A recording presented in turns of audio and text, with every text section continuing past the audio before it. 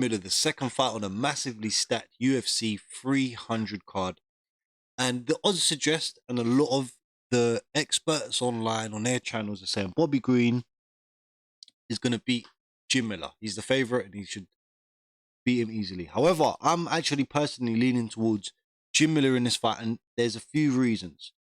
Both fighters are getting on in age, with Miller being 40, Bobby Green being 37. However, they're aging differently, and I'll explain why. Bobby Green has a style where he relies off his reflexes, his speed, hands down, does the shoulder roll, tries to counterpunch his opponent. Jim Miller's style is not built off that, right? He's older, but his style of pressuring fighters, walking people down, landing power shots, taking them down, looking for submission victories, constantly on the front foot. Yeah. He hasn't shown any of that really slowing down. In his last fight against Gabriel Benitez, he slowed down massively in the third round, but in the first 2 rounds, he was looking sharp, man. His boxing was looking amazing. He's got his chin tucked, his shoulder upright, has good balance, walks his opponent down, lands good, accurate punches.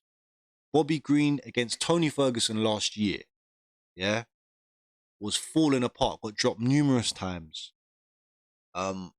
His shoulder roll style fell apart from the pressure because he's trying to slip shots, moving, but then he's defensively. Tony Ferguson's coming at him in a straight line like this, yeah, straight line. As Bobby Green's slipping, yeah, he's slipping and he's ending up like facing this way, and it happened numerous times. And I feel that's an old Tony Ferguson. He doesn't bring any of the pressure that Jim Miller does, in my opinion. Jim Miller's a cleaner striker at this age compared to Tony Ferguson last year. He brings more pressure. He's more dangerous. And I just see Jim Miller being more successful in those instances. And if Miller's to land on Bobby Green and drop him, Jim Miller's going to jump all over him and find a submission, 100%. And I feel that's the way this fight's going to go. Jim Miller's going to finish him in the first 2 rounds, going to catch him with something. Because the age of Bobby Green, the styles, it's two different things. When a fighter fights like that, they rely on their reflexes, their speed. They're not fighting behind a technical base. They're not working on their strength and condition. Like you can see physically, look at the two different, their bodies. Jim Miller's in shape. He's strong. He's like a unit. Bobby Green's in shape as well, but his style is reliant upon reflexes. So at the age of 37, upon the damage as well that he's taken from Jalen Turner, getting dropped and stopped by Drew Dober, getting dropped before he finished Tony Ferguson, he's still taking damage in those fights, getting rocked all over the place.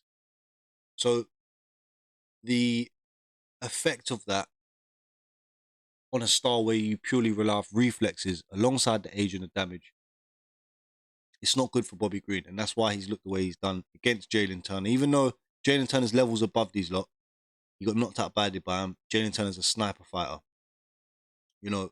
Dangerous. However, stylistically against Jim Miller, just for me, it's a bad recipe. It spells trouble for Bobby Green. If, however, the fight goes into the third round and Jim Miller hasn't finished Bobby Green at this point, it's going to be trouble for Jim Miller. And I'm not changing my bet. I still think Jim Miller finishes Green within the first 2 rounds. But if it does go to that third round, we've seen Jim Miller become extremely exhausted and fatigued. That's where Green's live to turn the fight around, potentially stop him. But Jim Miller hasn't been stopped since 2018 by Charles Oliveira.